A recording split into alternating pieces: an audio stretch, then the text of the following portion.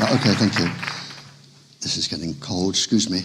I'm a bit like an old vintage car. I'll keep going as long as I'm oiled.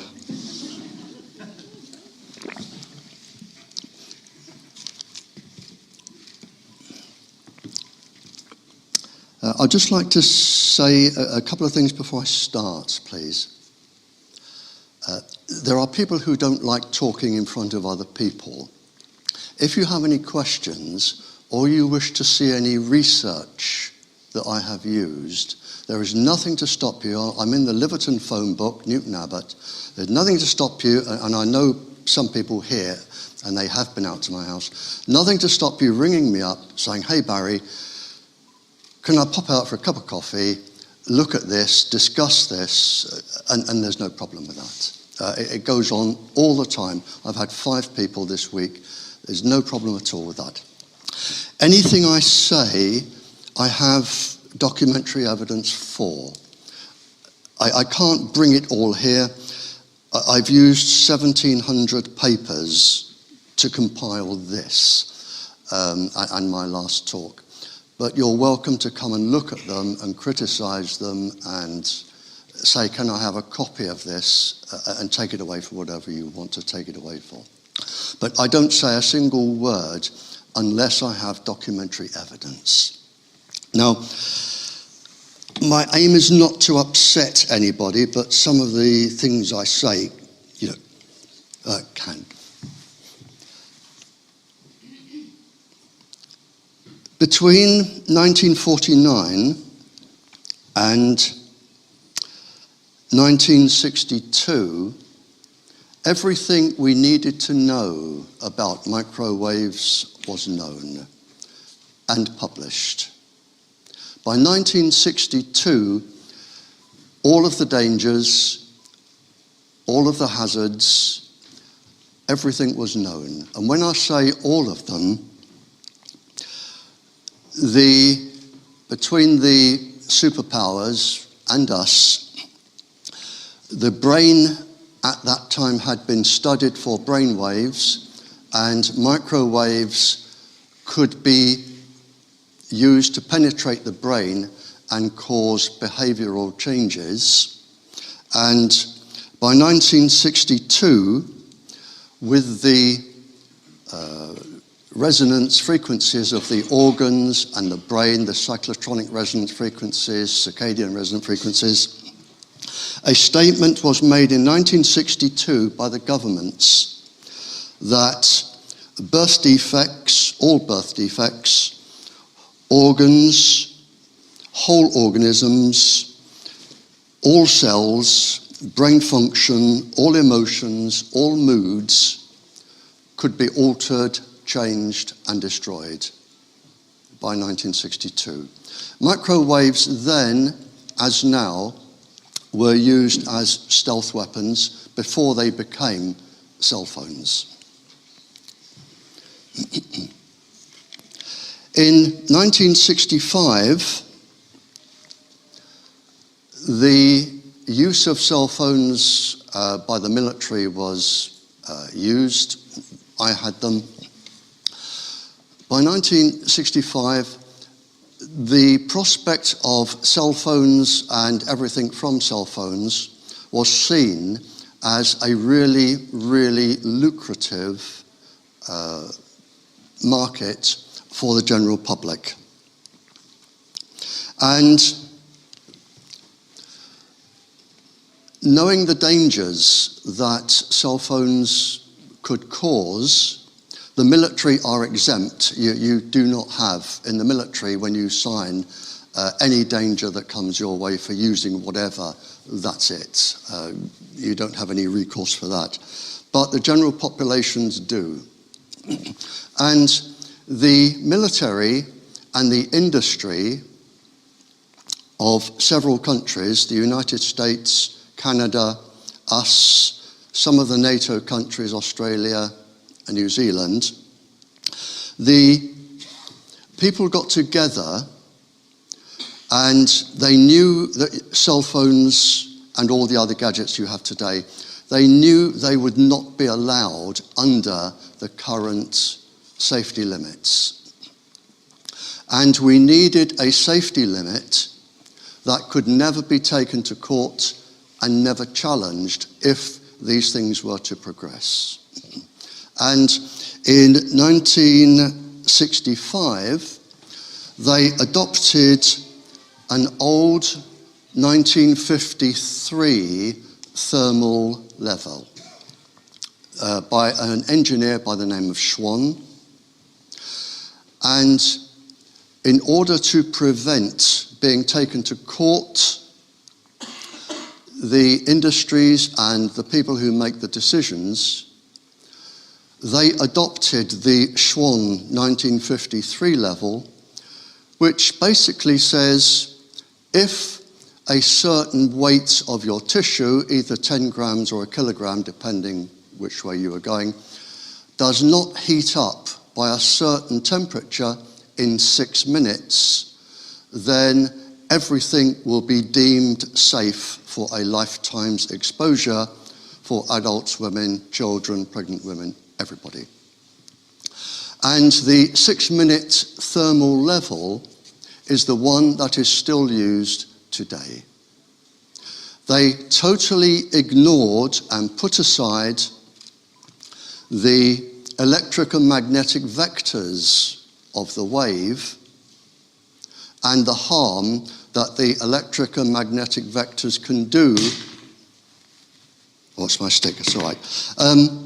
Sorry. Thank you very much. Thanks. They put aside all of the harm from the electric and magnetic vectors, so I don't knock it over again. Now, they interfere with the electrical conductivity of the cells, the electrical conductivity of the neurons, the electrical conductivity of the brain. They interfere with the resonant frequency of the circadian resonant cells, the cyclotronic ions. In fact, they interfere with everything. So all of those are brushed aside, and we stuck with the 6-minute thermal limit. Sometimes they extend it to 30 minutes, but basically it is a 6-minute, and that is what is in force today in 42% of the planet of what we are in that part today. So you have really no protection against the electric and magnetic vectors. And as I say, that is in force today. That comes from the International Commission for Non-Ionizing Radiation Protection, who advise what was the government scientists, now Public Health England, who advise government, who advise councils, and it comes all the way down, and it is still in force today. I will be coming on to 5G later. 5G is not new. 5G was causing a nuisance in 1972. The only thing new about 5G is its name, 5th generation. That's it. That is the only thing new. It is well documented. There are many research papers on it.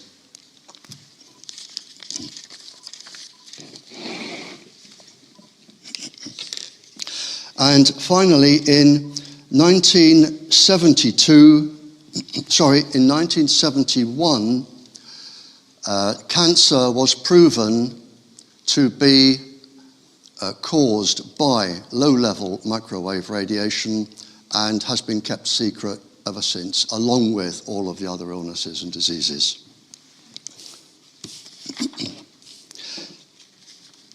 In the early 70s, this document was published. It was by the American military. It is top secret, classified top secret. And it lists 2,000 research papers, 2,000, and each of those took many, many years to construct. 2,000 research papers, because in those days the military did the research with the universities. And it covers all of the illnesses which you can expect to get and die from continuous low-level radiation.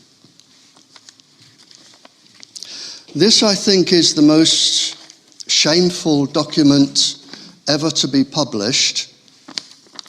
It is by the World Health Organization. We pay them to protect us, and we trust them to protect us. In 1973, the World Health Organization had a conference in Warsaw, Biological Effects and Health Hazards of Microwave Radiation, Below Thermal Radiation, which is what you have on your cell phones. 350 pages documenting harm to the ordinary person. 107 different chapters. Chapter 40 deals with cancer, I think 28 reproductive faults. But instead of telling the world, I don't know who made them make the decision, instead of telling the world, it was stamped top secret with a big red top secret stamp. It still is. And you still will not be told about this. They will not admit to it, even today. The second most shameful document, I think, is this one. This was published between 1972 and 1976. The final part was 1976. It is from the US Defense Intelligence Agency. And the document says, if the more advanced nations of the West, which is us, are strict in the enforcement of exposure standards, there could be unfavorable effects on industrial output. Industrial output is profit, and military function. In other words, what they wanted us to do was set a level of radiation for the NATO countries, set a level of radiation that would not be strict. Hence, we came in with the 6-minute thermal level that is still in place today and what councils are advised to adhere to.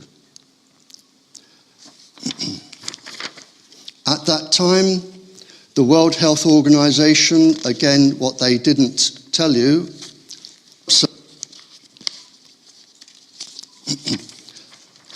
on their website, or on their, what they had on these days, 80% of the published papers linked cancer to low-level microwaves.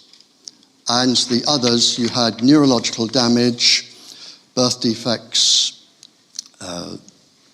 There was no secret among the decision makers then. And every so often, generally when a new G comes out, a new one of the new makes of the cell phone, the International Commission for Non-Ionizing Radiation Protection, they put out an addendum to their original report, which clears the way for whichever generation it is coming out. There's a new one coming out in a couple of days to clear the way for 5G. This is the original, or a copy of the original International Commission document, and it is of interest to decision makers, all decision makers, excuse me.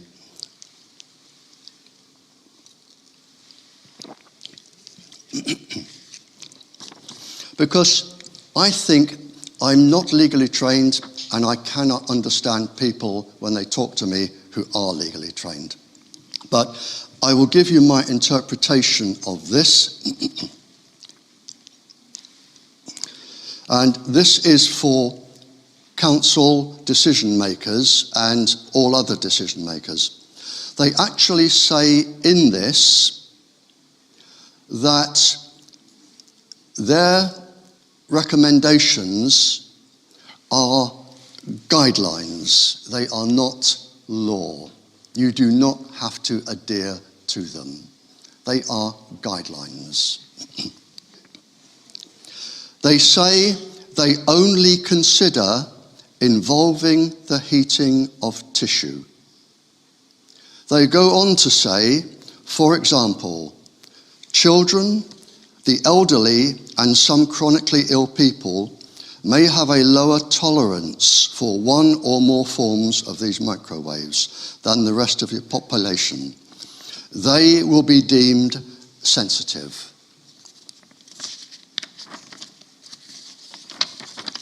And then they say, on page 547 of this one, in practice, the critical steps in applying these general procedures may differ across the spectrum.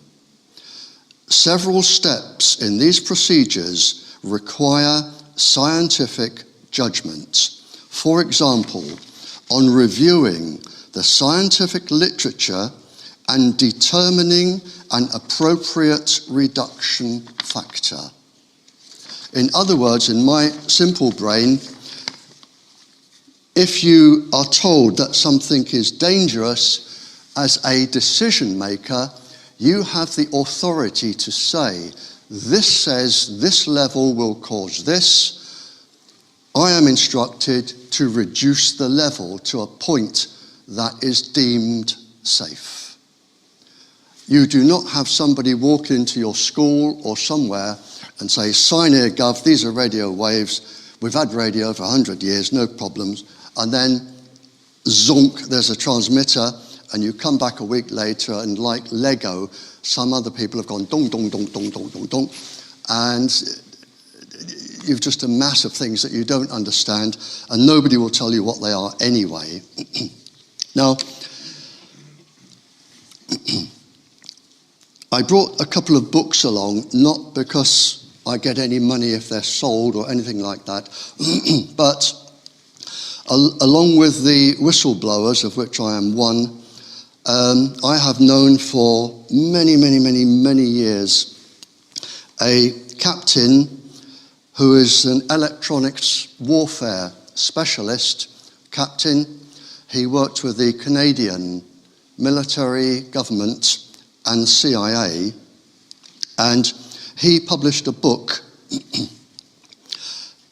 And in this book, and I can give you the title, and he's updated it. This is the original. He's updated it for 5G. And in it, whereas Snowden, the whistleblower a few years ago, put everything on the internet, he has put all of the top secret papers into a book, given the websites where you can download them if you are a decision maker and you want proof of something. He includes our government, the International Commission, and he's put them all in a book under different categories, everything to do with cell phones, Wi-Fi, 5G, government, and all that.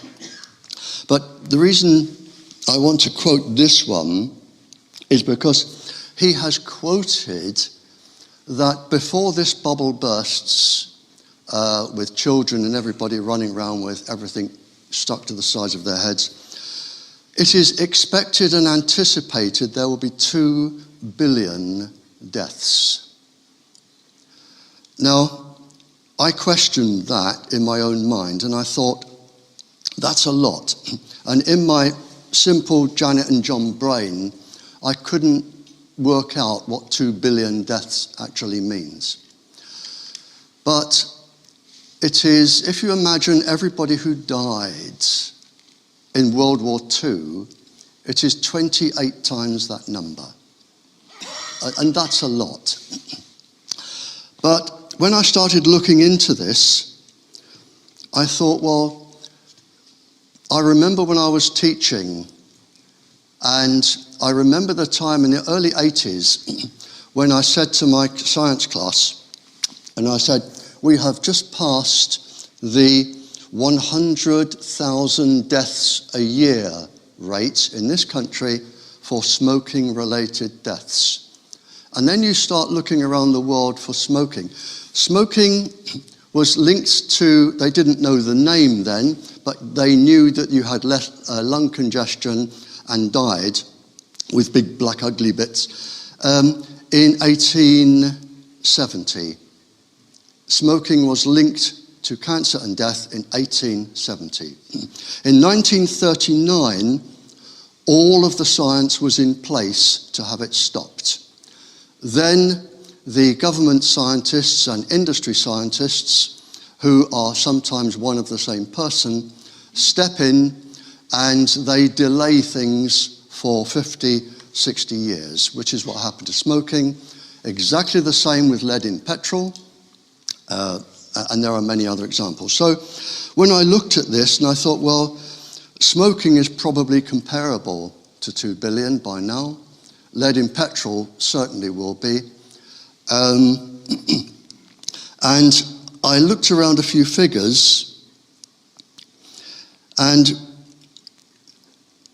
a 10-year international study around the world in various countries had many, many thousands of miscarriages, suicides, deaths around transmitters.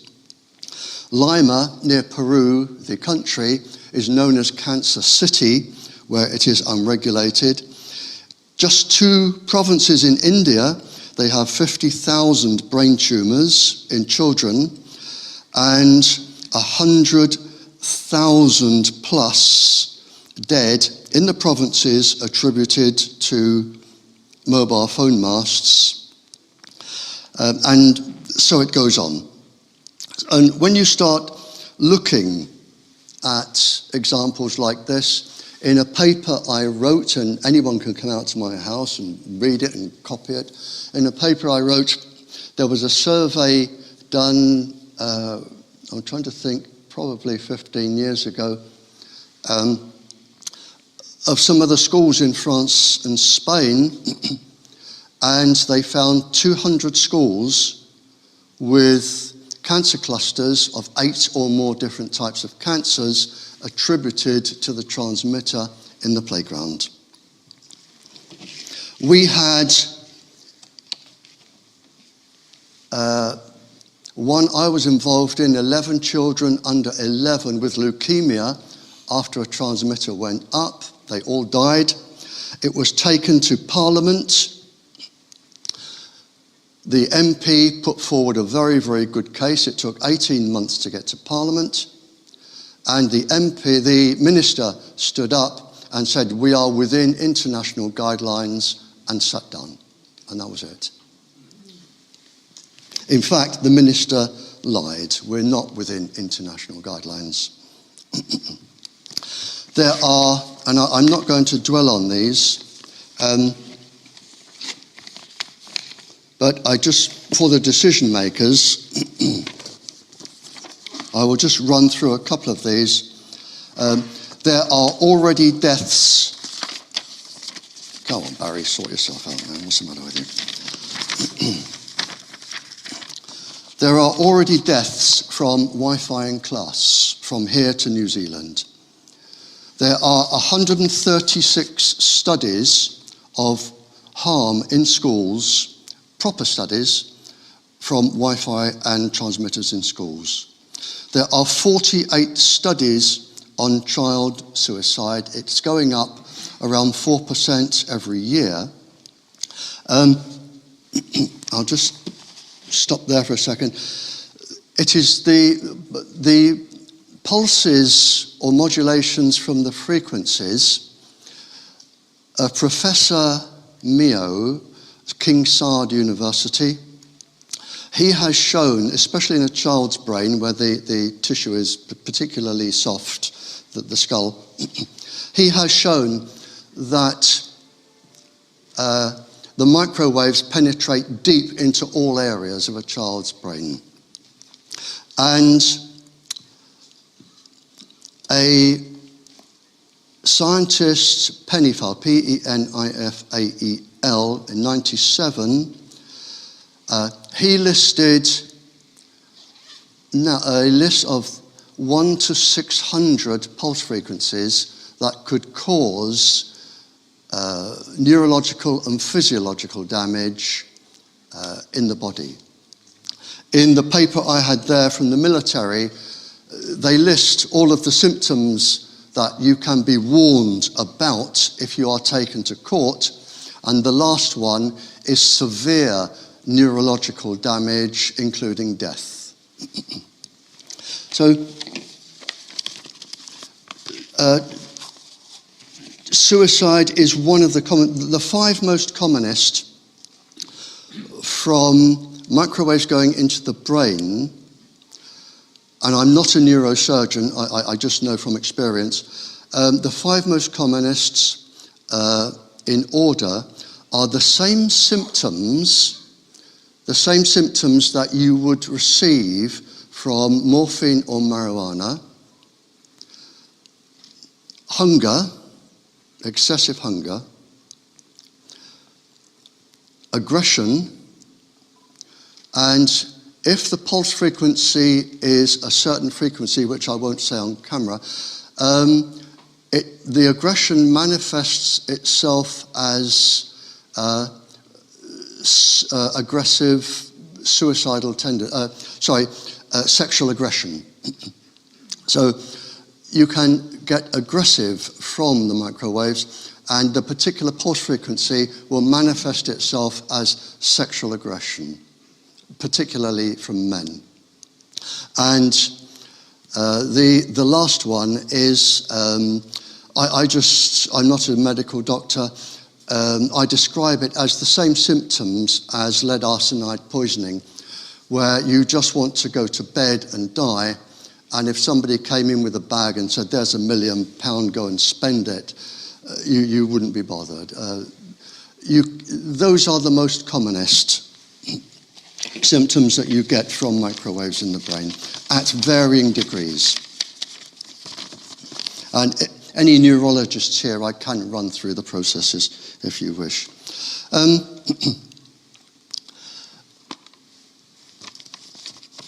Right, okay, here we go. Pregnant women are particularly vulnerable because the womb, of course, is mostly fluid, and microwaves are attracted and stay in and rearrange the chemical structures of the fluid in many ways. There is a 20-fold higher concentration of damage within the womb. A pediatrician with a neurologist, a medical neurologist, went into a school. I don't know the size of the school, but he found 31 children with physical damage and neurological damage related to the transmitter.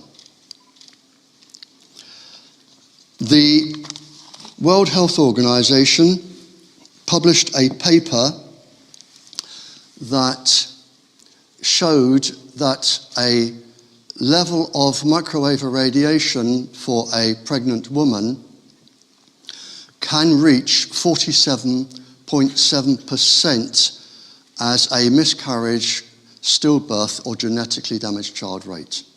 47.7%. A paper published a few years ago, just a couple of years ago, by the European Academy for Environmental Medicine, who are an incredibly talented bunch of doctors and clever people. They looked at their own research and came up with 48%.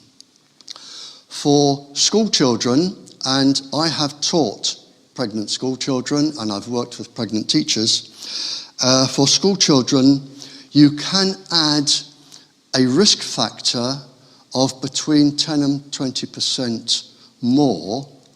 I don't know exactly, and I don't know anybody who does, due to the increased electrical conductivity in their bodies, the absence of a full working immune system that isn't really up and running till they're 18 or so, the absence of the hardness of the bones and the easiness of the microwaves to penetrate the bones, which are not really fully developed till they're around 27, the last being the clavicle. And of course in the bones you have the bone marrow, which helps with the immune system.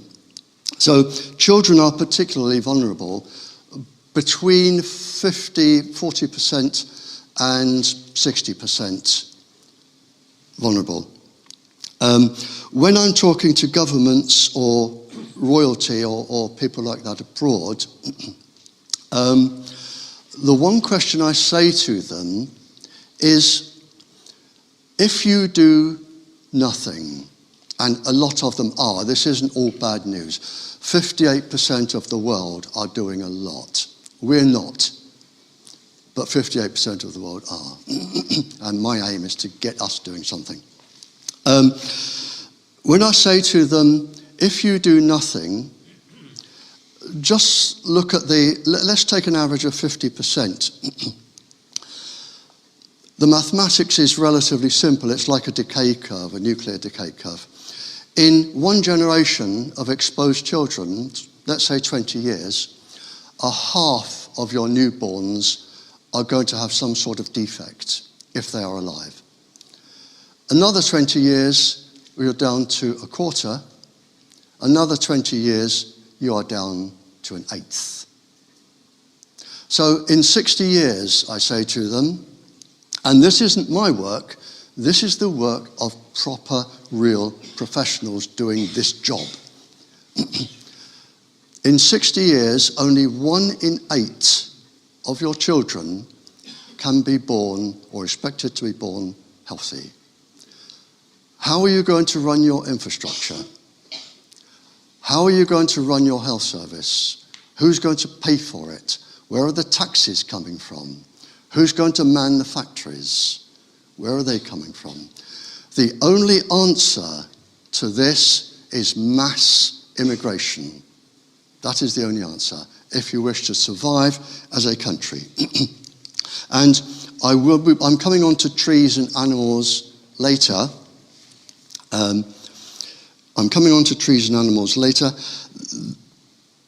But it's worth mentioning here while I think about it. The scientists will know this, but we all have the same 4 chemical bases in our DNA. Any tree can read your DNA sequence.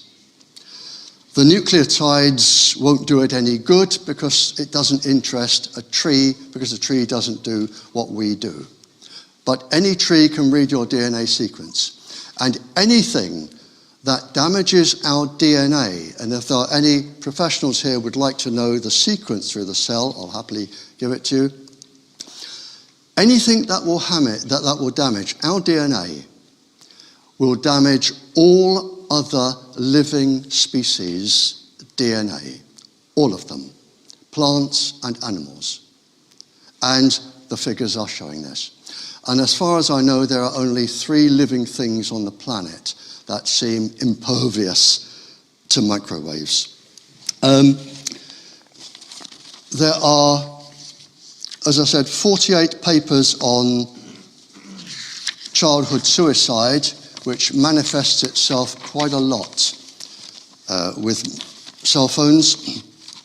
There are as many papers on breast cancer, and I can't go into the breast cancer now, it is a mammoth topic, but I can do questions. I have a picture here which I won't show, but you're welcome to come and have a look if you wish, of a lady who tucked the cell phone into her bra. But breast cancer is a phenomenally high rate among people who carry cell phones in their handbags or have the metal stays in the bra. And finally, on this little section, a surgeon from Plymouth, a brain surgeon, questioned why the amount of brain tumours he was seeing did not match the amount he was doing, the operations he was carrying out. I need my glasses.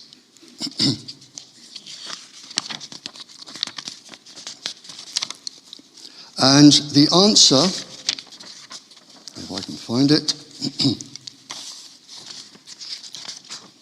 here we are. The brain surgeon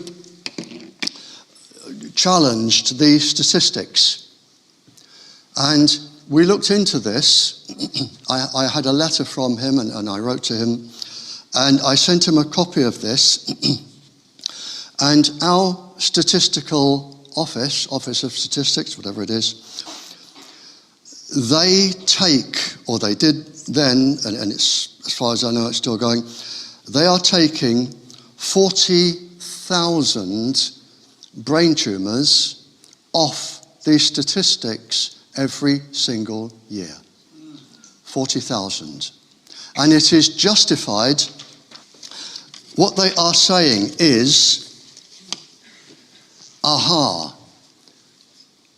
the endocrine glands in the brain are not actually grey or white matter. We associate the brain with grey or white matter.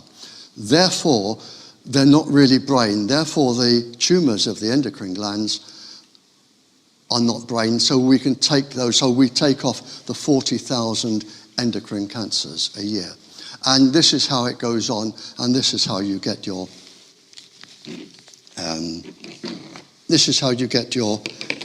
figures down. But I did say to the doctor, surgeon, you work for the NHS, if you try and raise this, I have known 2 area health authority, whatever the chief person is called, the chief of the area health authority, I have known 1 be threatened that she would lose her job in 1/2 of 1 day if she brought this to anybody's attention, and the other one that the best thing he could do was keep quiet and stick to other things. Now, we put Wi-Fi in schools. We put Wi-Fi in schools. You can go into virtually any state primary school and they will have 20 Wi-Fis in the class, plus the routers on the ceiling, plus a transmitter, and there will probably be iPads as well.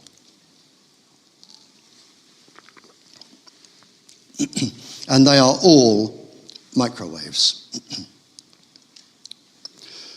What you are not told, and if you are a school governor or a decision maker, what you are not told when you put these in front of our 5-year-olds or even 4-year-olds these days, what you are not told is that the Wi-Fi in your classroom or your children's or grandchildren's classroom or their bedroom, the Wi-Fi is in the same category for danger.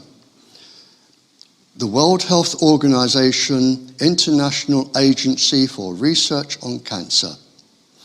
They are in the same category, exactly the same, as mercury, lead, DDT, benzene, which is the smell from petrol you get, exhaust fumes from cars, HIV type 2, and chloroform. The same. Now, if I walked into anybody's school with any of those and said, here you are, play with this for a day, I would be jailed, certified, sectioned, and jailed. And yet, we've got children with these on their laps. I think somebody worked out for 13 hours over a school lifetime or something. But the good news, the International Commission for Non-Ionizing Radiation Protection, they have been a very, very tightly guarded body, secretive. You can't join them, you have to be invited to join them. They don't answer to anybody, they are not elected. And they have been a very, very close community. But just Saturday, they are based in Germany.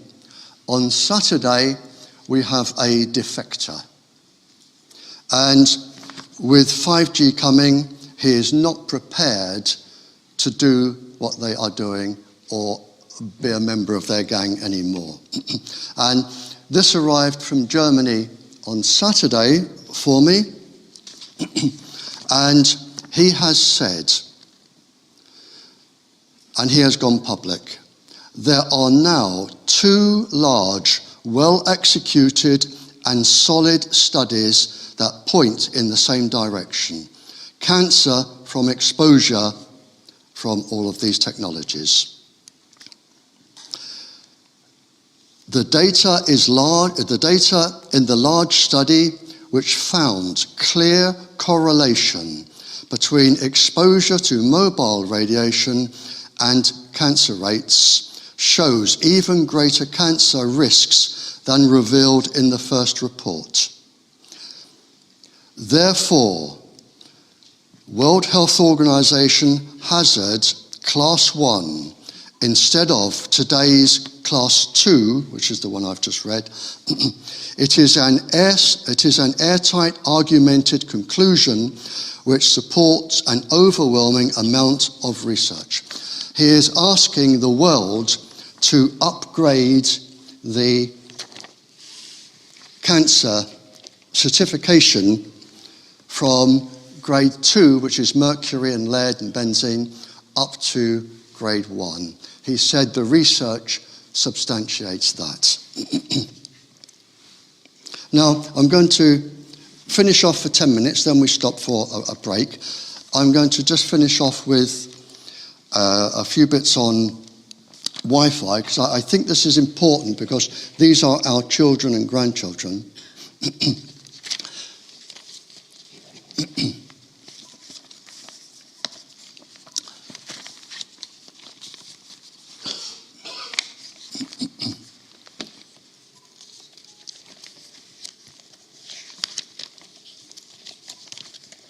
Here we go. Right, I'm just going to run over a few things. I am not alone in running around the world trying to do this. There are a lot of people doing lots of things, and we'll have some good news here. The industry themselves, come on Barrie, sort yourself out. The industry themselves in the year 2000 studied the top 220 research articles and said that what they are putting out actually does cause cancer. The Council of Europe, 47 countries, 800 million people. Simple statement: ban Wi-Fi in schools.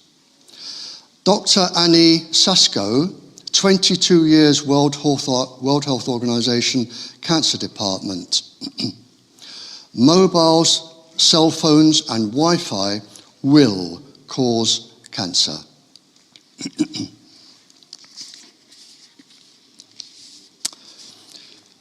Switzerland, France, Germany, Belgium, England, this is not the state schools, England have started to remove Wi-Fi from schools.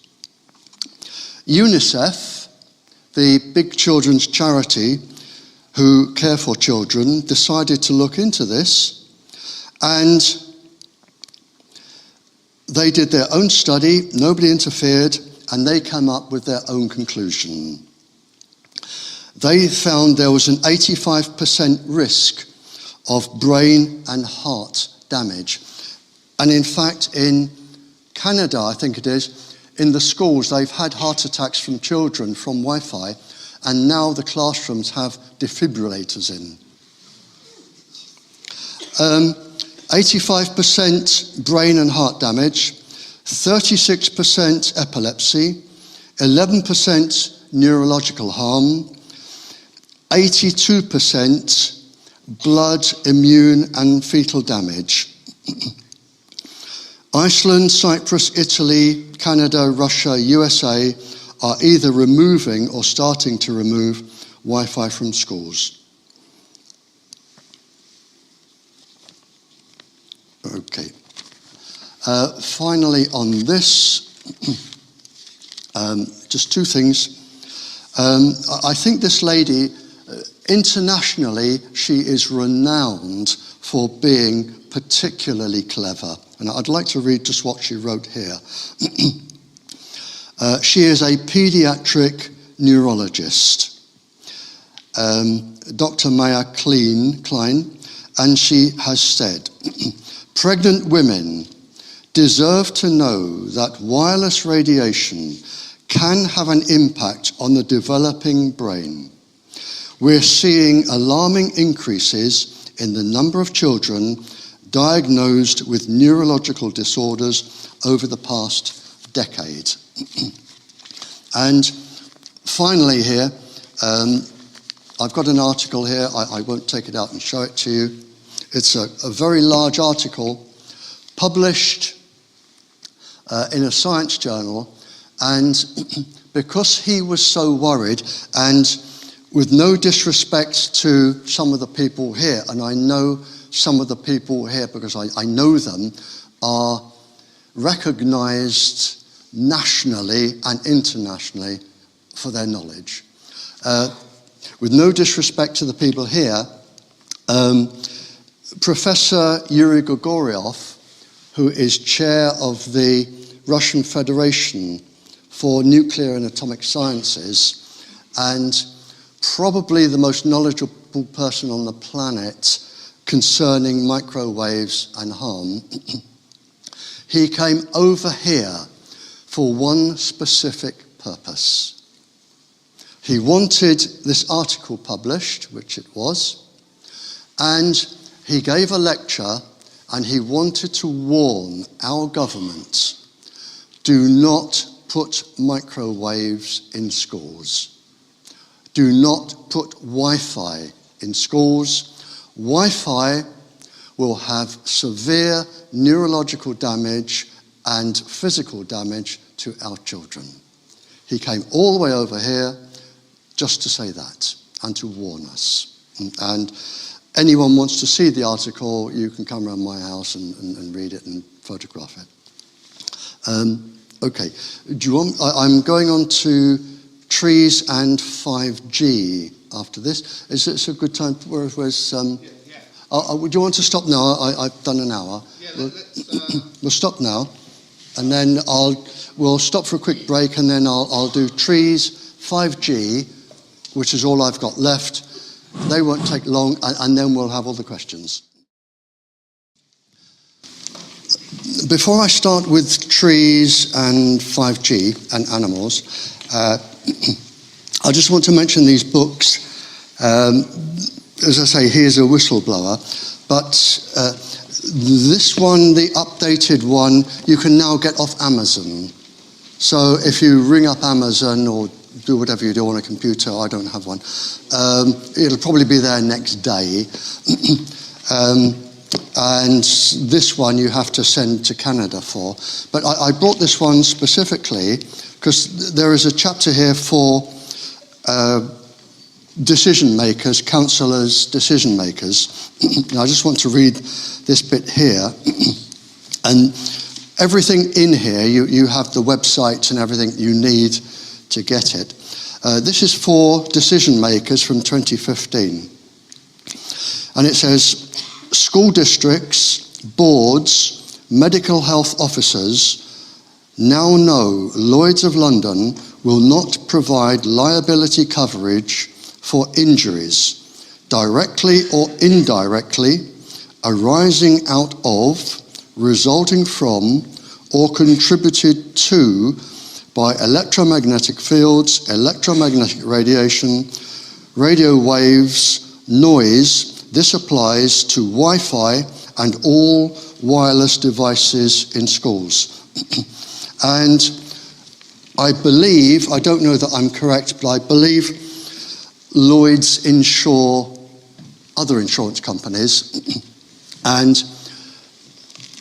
if I were a decision maker, one thing I would ask for in writing, because apart from the harm, which my brain can't even contemplate, apart from the harm, if you are taken to court over the death or an injury of a child, and you have no insurance cover, and I have had parents and people come to me and say,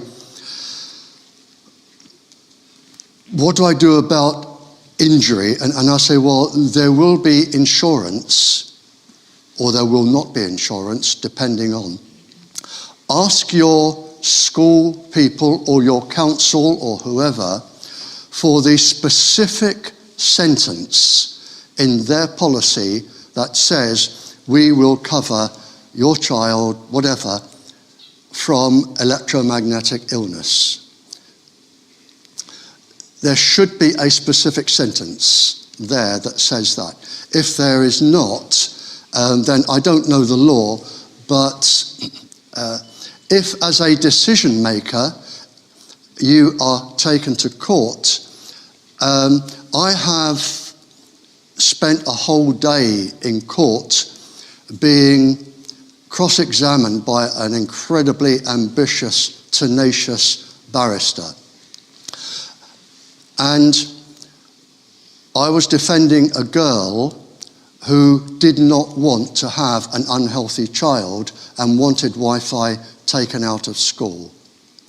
And I thought after that, Andrew Goldsworthy, who works with ESUK as an advisor, he was the medical expert. And I thought, I'm glad I was on my side because I can stand my ground. And I thought, if I were a decision maker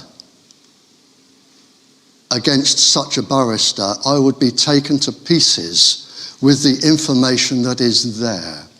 And I think it's something that decision makers just need to bear in mind. Trees,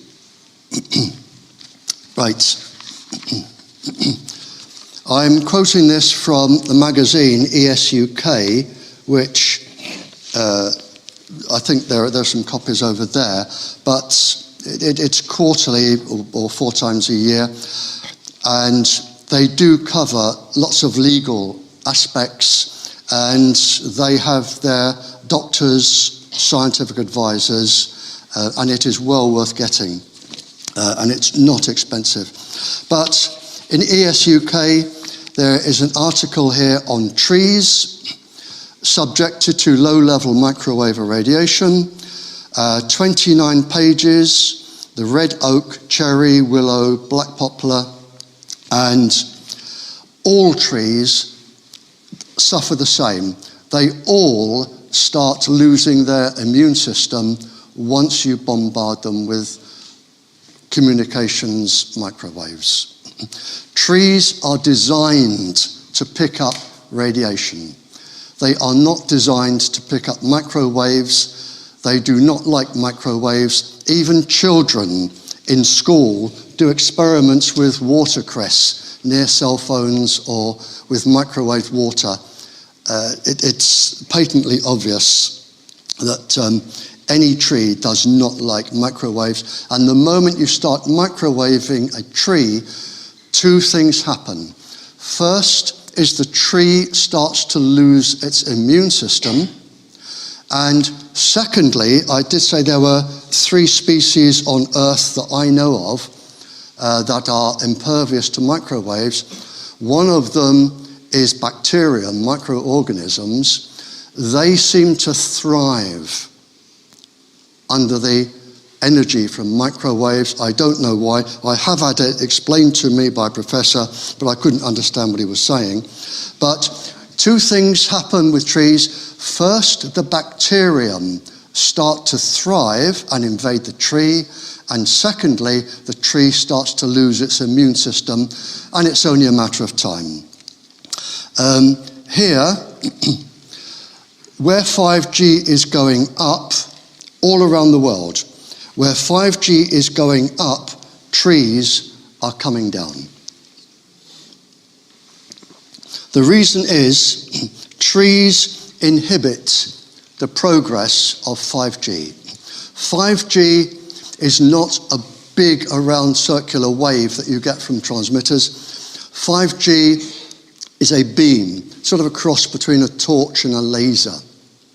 It is a beam, and that beam has trouble going through a tree trunk or the density of leaves, especially if they're wet, and especially along roads. I have had calls from all over the world saying, Barrie, why are they cutting our trees down? And I say, is 5G going up? Yes, there is your answer. In Malta, the lady that rang me said they're cutting the trees down and the reason is that motorists can see better. In the USA, when they're just not giving an explanation, they're just cutting them down. Sydney is the only place I know, Sydney, Australia, where they're telling the truth, and the application into the government is the submission to the government 5G inquiry. Sacrifice trees for network performance and overwhelming numbers of small cells. In Australia, they've just said, if you want 5G, we cut the trees down. Simple as that. Here, our local paper, or my local paper, out at Bobby Tracy, the advertiser here, we are culling. Now, the reason given to us, we are culling in the Teenbridge area, that I come under Teenbridge, 90,000 trees to stop the prevention of dieback. I don't know what dieback is, I'm not a tree expert, but we are cutting down 90,000 trees, and we are also cutting down, it is 440,000 trees along the road so that they do not pose a danger to motorists. Now, I wrote a letter to the newspaper along with a lot of other people. Mine is here. And I've said, is it a coincidence that we have to cut down 440,000 trees, suddenly posing a danger, at the exact location that 5G needs to go up on the lampposts? 5G has to go up about every 100, 150 meters. Magazines, I'm not the only one with research.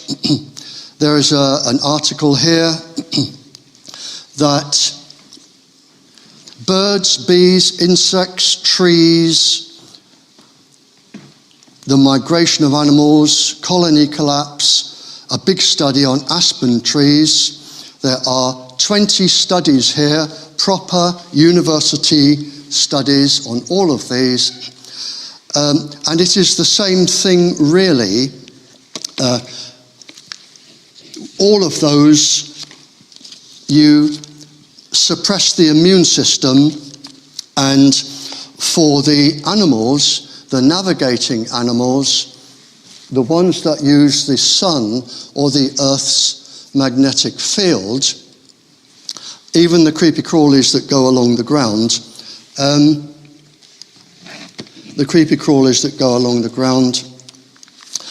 they use navigation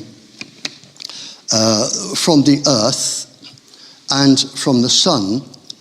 But for the scientists here, I'm talking about the cryptochrome pigment double electron absorption system that has been published in Nature for robins, and we know the other birds have it, the other animals have it. Animals lose their immune system all animals, and those that use the sun or the Earth's magnetic field, they become disorientated. Migrating birds get lost, butterflies get lost, and you have quite a lot of harm, particularly on insects. Insects, they have a large surface area to body volume, and their surface area absorbs more radiation than the body can hold. It's known that one of the 5G frequencies, when it was tested on a bee, just absolutely saturated the bee. The bee lost its immune system and the whole thing turned to pus inside. Now, I'm going to mention just a couple of studies here. 2 studies costing 30 million euros over a good 10, 12 years found an increased cancer tumours in animals exposed to phone mast radiation.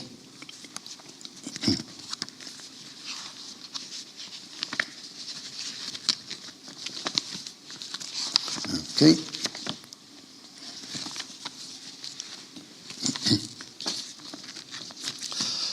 Animals facing extinction have been reported.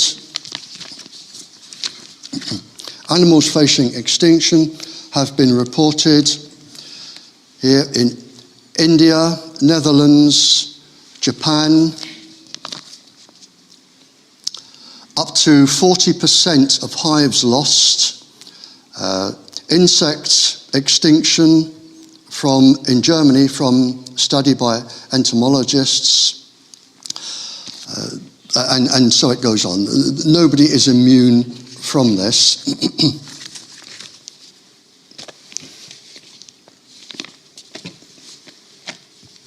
Okay. I have given the Glastonbury Festival, I have given 2 of the Glastonbury Festival environmental lectures. You're welcome to come round and get them if you wish, but one of them has over 8,000 research articles on animals and a 20-page laboratory study citing the suppression of the immune system from ordinary low-level microwaves on cows, cats, dogs, hamsters, whales, birds, bees, bats, butterflies. Over 8,000 studies there.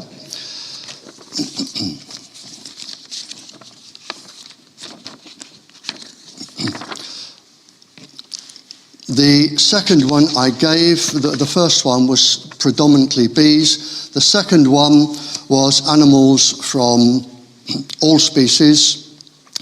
I quoted 14 properly, independently peer-reviewed university studies saying the same. And this isn't a UK problem. There's a lovely gentleman here sends me a picture of his hives every year. He is a priest. Living up in the mountains, the Rockies in the Colorado mountains, and he sends me a little letter every January with all of his hives. And to show this isn't just an English or UK problem, they are fighting a battle. The beekeepers are fighting a battle, and every year he tells me what he's doing. They're putting special protective coating on, or doing this or doing that, or moving them. But he sends me a note saying what he's doing to try to protect his bees, along with all of the other United States beekeepers. Now, I want to come finally on animals to a study here.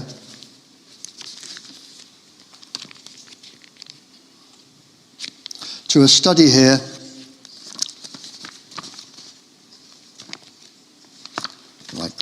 I know where I am. This is probably the biggest and most comprehensive and legal study.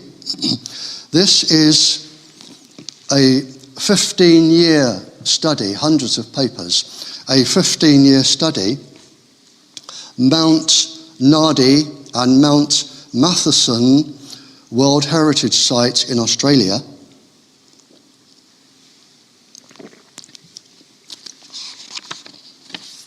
World Heritage Site in Australia. The study was for, and this is a legal study, for the United Nations Educational, Scientific and Cultural Organization, UNESCO, the International Union for the Conservation of Nature. And the conclusion over Mount Nardi, Mount Matheson, they only had 105 transmitters, which isn't that many, over 15 years. And I've never seen anything described like this before. They said, over the last 15 years,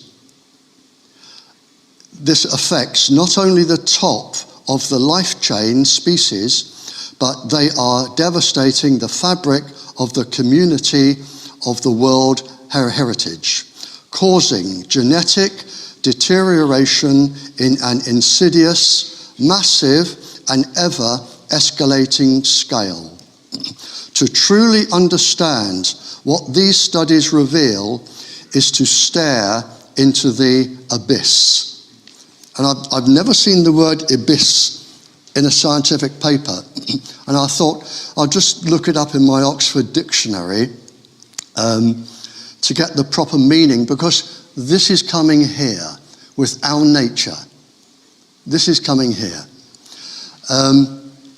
And under my Oxford dictionary, under abyss, it is an abyss of despair, a catastrophe, primal chaos, hell, and a bottomless chasm. Now, you can choose any of those, but it doesn't look good. Now, I summarised the whole of the document, and I've summarised the document down here, but these are groups of species. These are not species. Some of these are 66 and 86 species.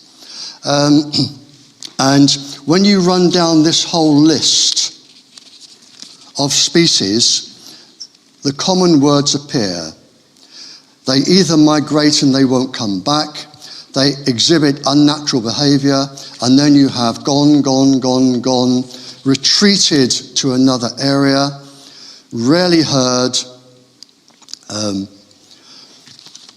gone, moved to the valleys, and we're going right down with birds, butterflies, wasps, ants, termites, bees, frogs, you name it, they're all there. And those that haven't gone, so the ants have become aggressive, but the moths, butterflies, ants, bees, flies, they are down around 80%. And some of the other creatures here, like the grey thrush, they list as rare, and there are several rares. But the problem is not whether they're rare, but whether you have enough species left to regenerate. And this is before the 5G satellites start coming overhead and beaming down on them. All of what I'm doing now is 5G. And I have an important quote here because I think it can be useful from Bug Life. And I want to tie it in because there may be a solution to this. And this is published in 2018. However, the charity Bug Life warns that despite good evidence of the harms, there was little research ongoing to assess the impact or apply pollution limits. That is not true, actually. I've quoted nearly 40,000 research papers. ESUK magazine publishes animal studies every time it comes out. There is generally one a day, but I'm not criticizing bug life because I think one of the answers to this, and I thought about that sort of only yesterday, I thought, how can we sort of solve this here? I have no authority and no status. And whoever I try and reach will never reply to my letters, and I can't get through to them. But charities like Bug Life and the charities that control birds and the charities that look after the woodlands, they have, I don't know what you call them, but people who control, what's the word I'm looking for? The people who, like Prince Harry and all those. Patrons, that's it, thank you. They have patrons. And if, and this will be going out, if the people who have animal charities and tree charities, if they go to their patron and they can ask their patron for me to come to them, I don't care where I go, my own expense, if I can go to the patron just for an hour, the patron, although the patron may not be able to do anything, the patron may be able to meet somebody at a social event that I would never even be let in the gate to, but would meet somebody at a social event and say, hey, we've got this bloke here, you really want to talk to him, and we may be able to get a decision made. That is the only way I think we can actually get a handle on this, because the industry is immensely powerful. They stand aside for nobody. They have the money, they have tens of trillions of dollars. They can buy anybody, they can buy the scientific results they want. And finally, the last thing on trees that I think is immensely important, because the moment these went up, we started to lose our trees, and I haven't seen the research, but I bet if anybody starts looking, you will see that tree diseases are slowly creeping up over the last 20, 25 years. They have to. But what people don't understand about trees, and I'm going to put this very briefly, 70% of a fish is tree. The reason is when the trees shed their leaves, all of the broken down goodness gets washed into the streams, the rivers, the sea. It is fed on by microorganisms and bacterium, and they get fed on by bigger things and bigger things, the food chains, the food webs, and into the fish. And any fish, any 70% of a fish is generally tree, or the goodness from a tree. But there is a very important fact here. Among this enormous chain of microorganisms, you have tiny little microorganisms called coccolithopores. And they do their share of feeding, and they are fed on. But they produce one important molecule. Coccolithopores produce a molecule called dimethyl sulfide. It is the only molecule known at this point in time, the only molecule known, because it drifts out of the water into the air. And this is the only molecule known to take part, and that is necessary, in cloud formation.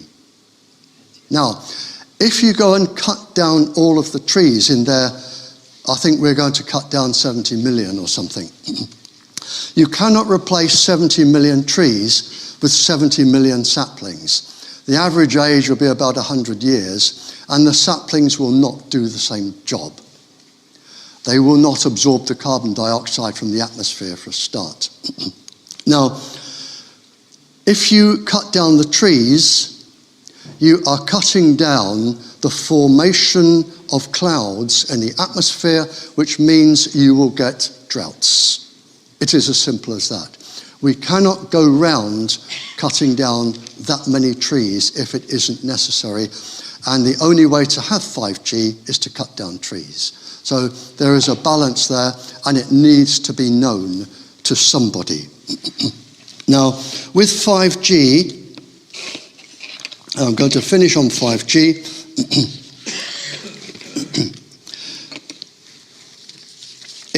When I spoke in Totnes not too long ago, just before Christmas, somebody was disagreeing with me, saying, we don't have that and we don't have that, and no, we don't. But it doesn't say that we will not have it. There is a lot more to 5G than just putting up little boxes on lampposts. 5G is the new generation. It is not a wave, it is a beam. It is going to be used by around 53 organisations in this country, plus the secret services, plus the military, plus the American bases and their frequencies. There are quite a lot of frequencies that people don't know about that are going up when you have a 5G transmitter, and most of them are secret. In fact, there are a lot. And 5G is going to merge. When I look at the frequencies, the spectrum across the whole range, 5G is going to merge basically with Wi-Fi 6. And they are already producing 6G. 5G and Wi-Fi 6 are getting very, very close together. They are going to be used in unison. Right, I need to keep these in order, or I should be a silly boy. Right, here we are. Now, for decision makers,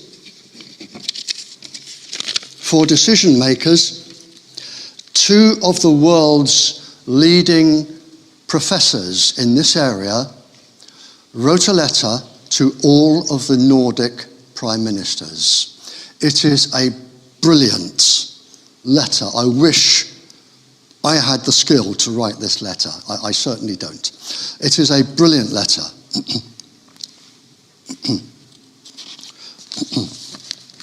But before the letter, I just want to, what do I want to do? I want to read a legal opinion from an international attorney at law office regarding 5G. This is for decision makers, and it says, and you're welcome to pop out to my house and get all this stuff. It says, a international firm of law, a law firm. It is the conclusion of this legal opinion that establishing and activating a 5G network as it is currently described would be in contravention of the current human and environmental laws enshrined in the European Convention of Human Rights, the UN Convention on the Rights of the Child, EU regulations, and the Bern and Bonn Conventions. And going through documents, I have found, and these mean absolutely nothing to me, the UN Convention 1989, each state, and we come under the United Nations, each state has a legal responsibility to protect children to ensure maximum development. Articles 19 and 6. If you want to go to your school and quote the law, there you are. The Children's Act 1989, Part 3, Section 17. There is a legal obligation on local authorities to protect children against harm or the risk of. This stands apart as a likelihood or perceived risk is all that is necessary. It does not need proof. I believe that this only applies, and I'm not sure, to children who are in care, children who are fostered or adopted. But every school has one of those anyway, I would imagine. You have the Nuremberg Code, UN 1950, Article 7. Prohibits any experiment without consent. 5G is an experiment. In fact, all of them are experiments. Tetra Airwave is an experiment. But under the Nuremberg Code, any experiment that affects you bodily or your health is illegal unless you give your consent. There is only one exception, and I've only known it to be done once. Any doctor can experiment on his or herself. That is the only exception. That's part 5. Under EU law, a strategic environmental... Now, whether we are agreed whilst we were under EU law, I don't know. A strategic environmental assessment should be carried out before 5G. And if there is a problem and it wasn't carried out, the polluter, in other words, the decision maker, pays the principal or the costs for the cleanup. And that can be millions. A legitimate government must preserve the right to life, liberty, health of all of its citizens. That is the Treaties of Civil Government, Second Treaties, Chapter 2. And finally, the Health and Safety Act 588, law in this country, 1st of July 2016. Employers must protect those of higher susceptibility, monitor health for electromagnetic radiation, both thermal and not thermal. For example, auditory sensory disturbance, change in brain function. That is the law. The letter from the 2 professors to Nordic populations that it is a mistake to assume that the populations are experimental guinea pigs for a largest ever biologically experimental guinea pigs for the largest ever biological experiment on humans.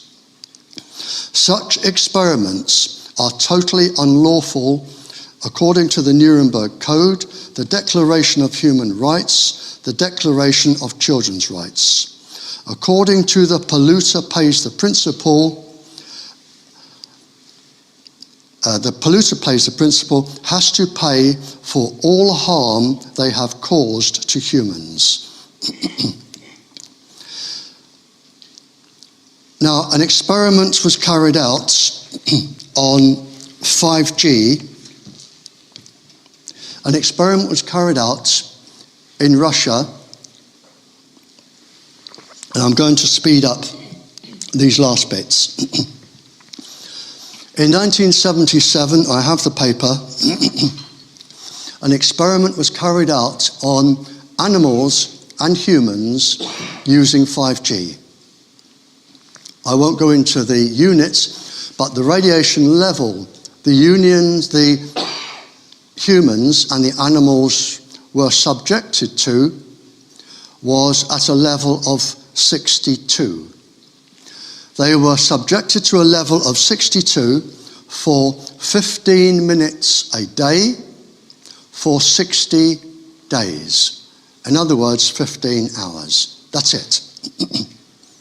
You can legally, under the International Commission and our government, under the thermal regulations, you and all of the animals and all the trees, if 62, and I'm going to list the illnesses caused from a level of 62, you can legally be given for 24 hours a day, non-stop, forever, a level of 140, more than twice. The professors listed damage to the skin, liver, heart, brain, adrenal glands, blood. The fetus, children, stem cells, human sperm, honeybee. And that was just from one paper. There's the paper. It's a top secret paper from Russia that I had sent to me. So with 5G, I can't really, if I can show it to you very quickly, if I can find it very, very quickly. There we are. With 5G, as I hold it up to show you, on the right is a normal transmitter, and on the left, as I show it to you, you have the pulse of the 5G signal. And you can, if you want, you can get there's an excellent article on 5G. This is from ESUK magazine, which you can download from the internet. This is a really good, because it goes into the frequencies and everything. If you want it, it's the ESUK magazine, Summer 2019, Volume 17, number 2. And if you can't remember that, give me a ring tomorrow and I'll have it by the phone and I'll tell you. And one last thing about 5G, and this isn't known by most people. Two things. One is that there is a paper by the World Health Organization that one of the 5G frequencies is known to cause eye damage and skin cancer. That is published. And there is something which is being tried. I get lots from the universities because, believe it or not, the university people developing this are more scared about what they're doing, whereas I'm prepared to take the risk. There is, the mathematicians and physicists will know this. It is called the, if I can remember it, it's called the Brillouin precursor, is what is being tried out. It is a 1 second pulse that will precede the laser beam. It is a 1 second pulse that will precede the laser beam, up to 10 gigabyte in strength. And you really, really don't want anything like that flashing across your eyes or your skin. Nothing does. That is being tried out as a burst of energy so that you can download a whole movie or whatever. Now, just to finish off, it's not all gloom and doom. There is a very simple answer to this, all of this. There is a solution. All you have to do is run cables. Many countries, they don't have smart meters that use Wi-Fi. All of the smart meters run off cable. All of the cables into the schools, all of the Wi-Fi in the schools, well, it's not Wi-Fi, it is cabled from source. There are no microwaves in the air. If we took the trouble to run cables just like telephone cables. Everybody could have everything they wanted, even better, more secure, and better and faster. But we have 500 companies that are immensely powerful.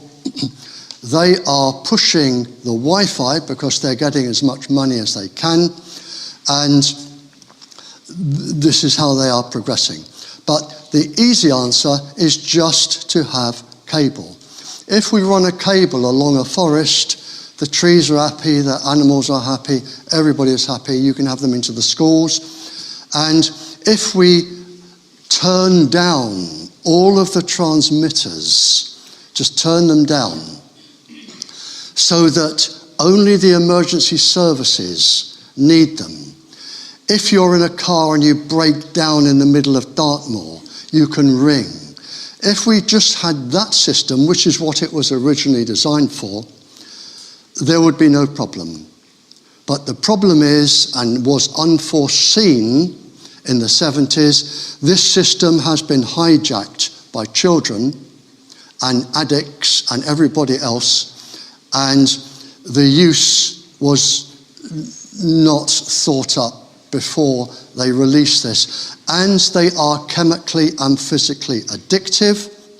And I have articles from Scientific American Mind that show that children will demonstrate severe aggression, where a child has threatened to murder her parents if they so much as touched her equipment, and a child has punched the mother in the face for touching the equipment. We're getting to that stage.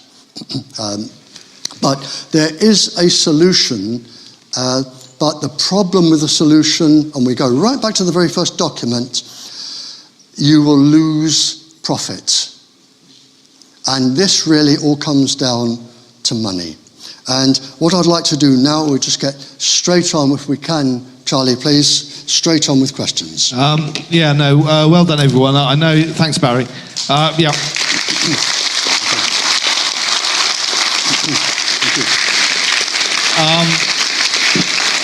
You're all doing really well. It's hard listening to this stuff.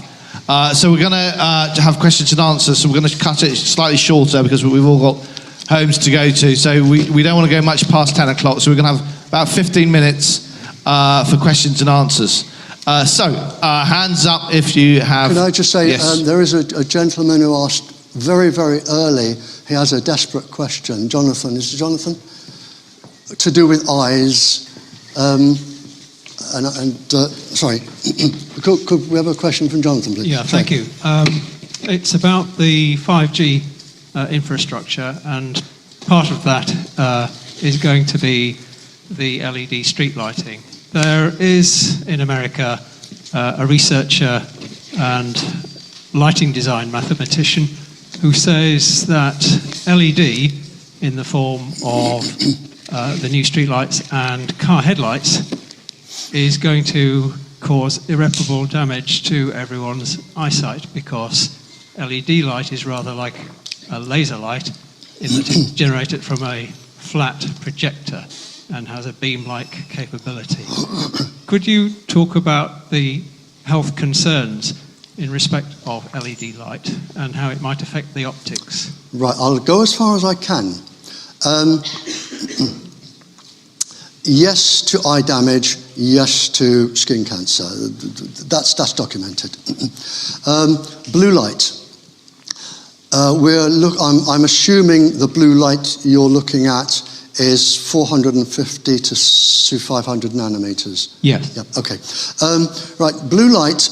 Now there are radiation sensors, ganglions on the sides of the eyes. Their full function isn't fully understood, but it is known they pick up radiation and they send it back to the brain. Blue light is also known to go to the retina at the back of the eye. It is known to go to the hypothalamus. The hypothalamus has special enzymes. They're called periods. Now, the enzymes in the molecules or the cells in the hypothalamus in the brain, it is known that under normal conditions without blue light, they travel to the outside of the molecule or the outside of the cell. There is a chemical reaction, I don't know what it is, but then they come back. The complete cycle takes 24 hours. Now, blue light is known to slow this down by up to 2 hours a day. Up to 2 hours a day. The hypothalamus, I know, controls the internal circadian resonant frequencies, our internal clocks.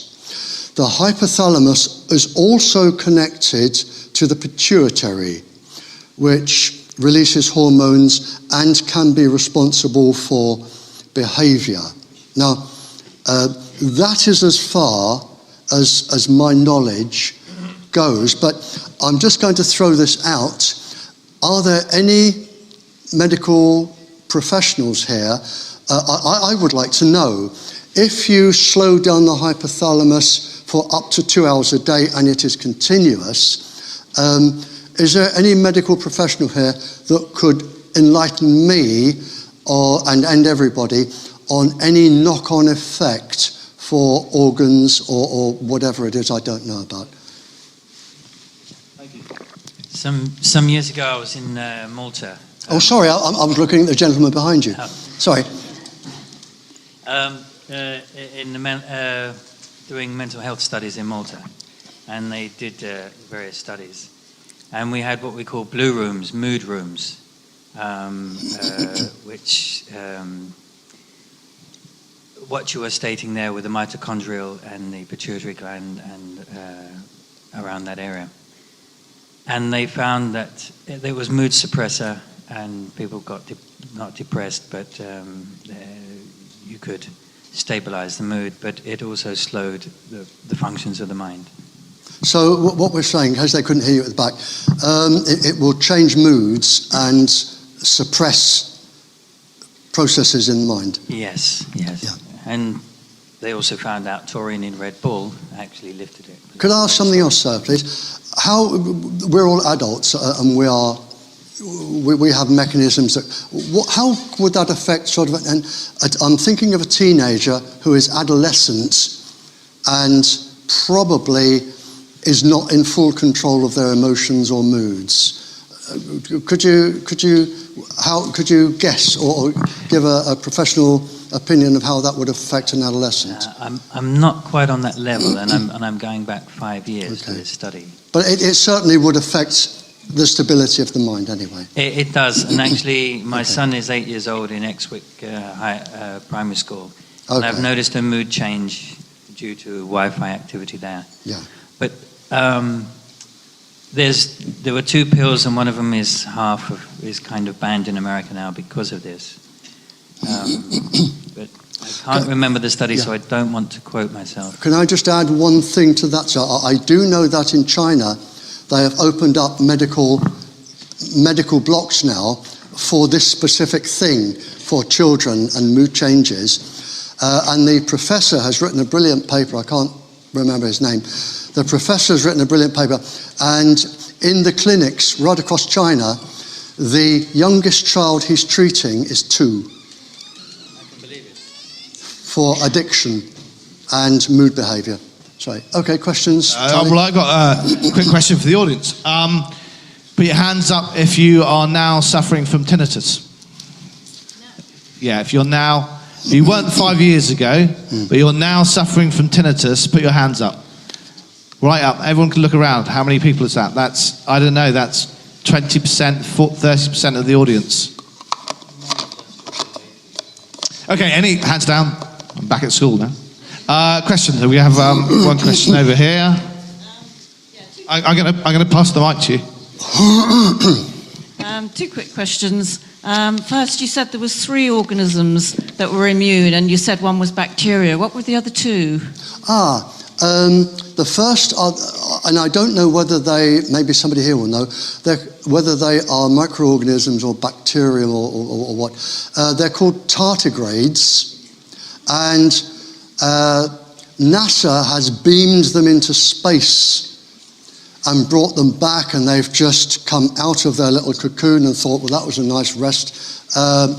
They seem impervious to everything, and the other the bacterium thrive, and the other was scorpions. Oh, scorpions. Oh, that's interesting. And the other thing was, with the microwave technology, was it actually being worked on by ARPANET in the 50s and 60s? Sorry, ARPANET. Was it being worked on by ARPANET? The US ARPANET, the defence people who... I'm sorry, I can't understand the question. In the 50s and 60s, was it worked on... By ARPANET. What's ARPANET? ARPA, ARPA. They were the defence, sort of, a lot of their work was secret. I don't know. I'm sorry. Oh, right, okay. I don't know. Because you said that you were working on Cold War microwave technology. Yeah. By 1949, they knew the brain frequencies, and they were changing behaviour just by beaming microwaves into animals and human brains. The only organisations I know are the Soviets, the CIA. We worked with them, but I don't know that particular acronym. Sorry. Any more questions? Well, we have no more than 10 minutes. Sorry.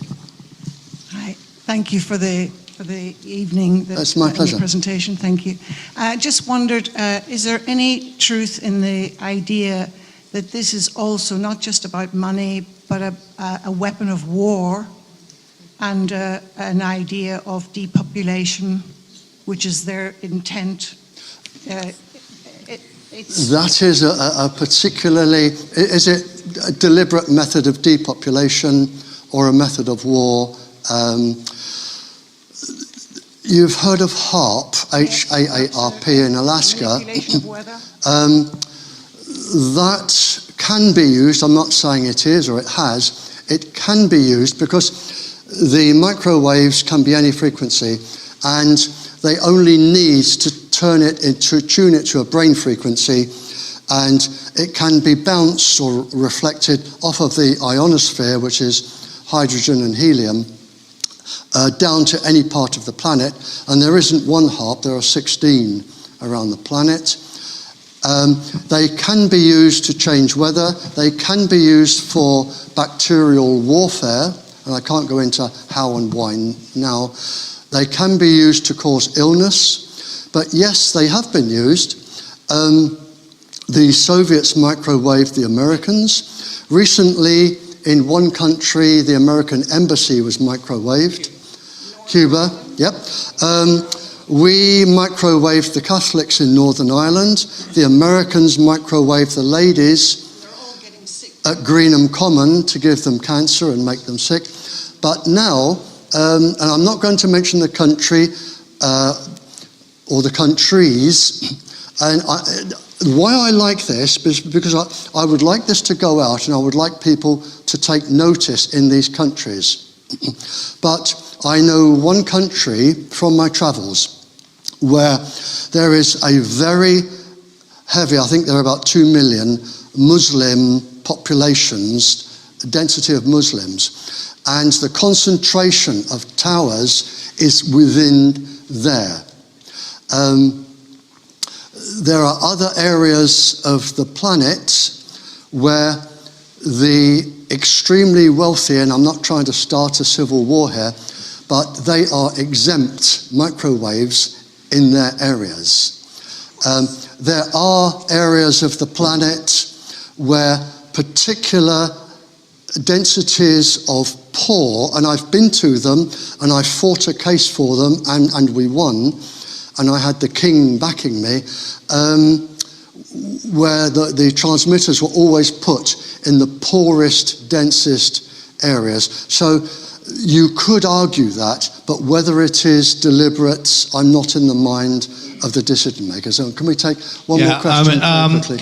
You know, they're doing the small cells, 5G small cells every 100 meters, every 200 meters, and if you thought of it the other way, not the faster download speeds, but if you thought of it, you had an AK-47 on every street corner, you might think again about 5G.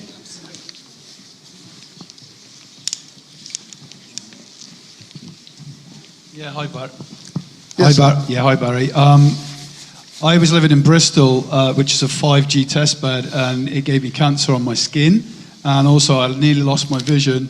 It made me extremely fatigued over and over in years, and I tested the environment with a meter, and the exposure levels are horrendous. So I left my whole life behind.